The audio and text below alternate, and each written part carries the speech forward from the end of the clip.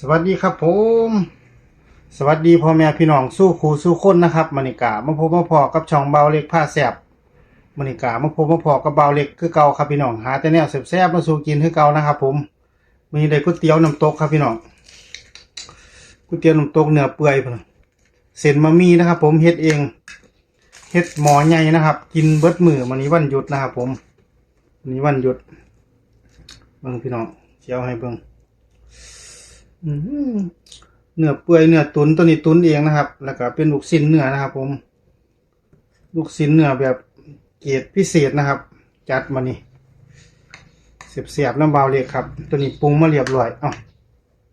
น้ำลายแตกกะฝากพี่ฝากน้องนะครับสู้ขู่สู้คนกดซับสไครต์กดไลค์กดแชร์กดติดตามให้เบาเลยกันด้วยครับผมฝากเป็นกำลังใจนะครับพี่น้องขอบคุณหลายๆนะครับผมมาลุยกันเลยวันหยุดมันนี่เป็นวันไหวนะครับวันไหวศาลจีนนะครับผมบริเกิดเลยบริไปใส่นะครับอยู่บ้านเอามาคนจังหน่อยเพื่อว่าให้พริกป่นนะครับน้ำส้มสายสู้ชิมหนามือ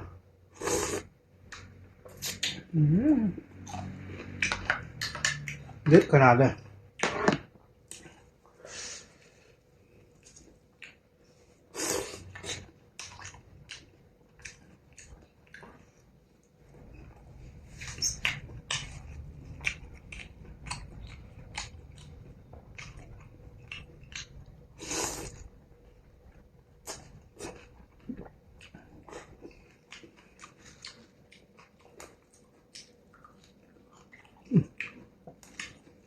เปล่ากินมันจะอืดก่อน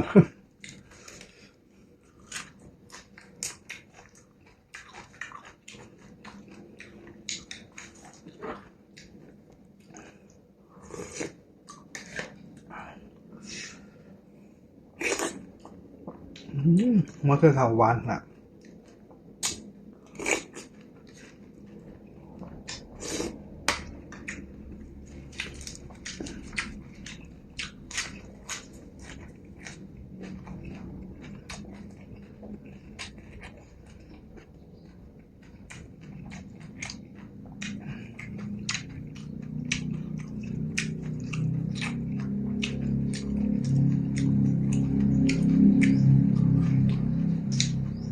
อันนี้เบาเลือกจังบดใส่น้ำหลายนะครับเพราะว่ากินก๋วยเตี๋ยวมาเล็กบ่มักใส่น้ำหลายนะครับเอาน้ำคุกคิกนะครับผม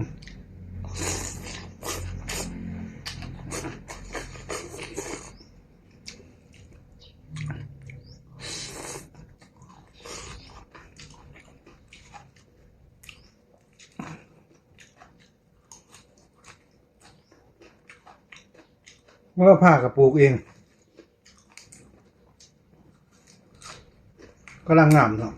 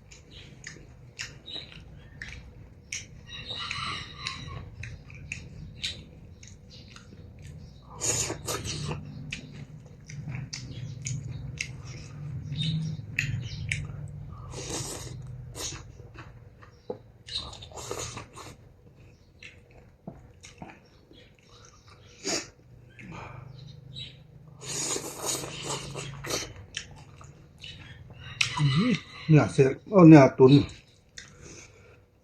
เป็นเนื้อเศษติดมันนะครับ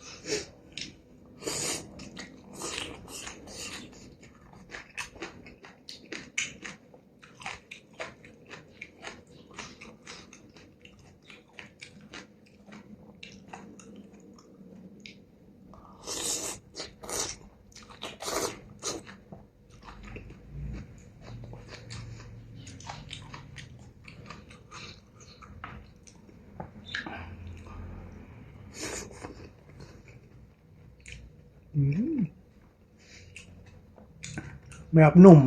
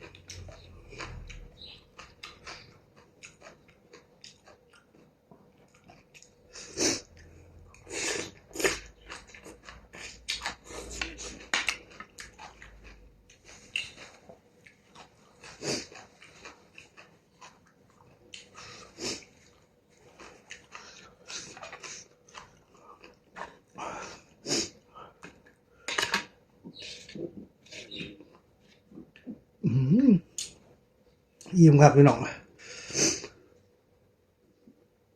แหนมจังๆเลยพิเศษ100มาจากนี่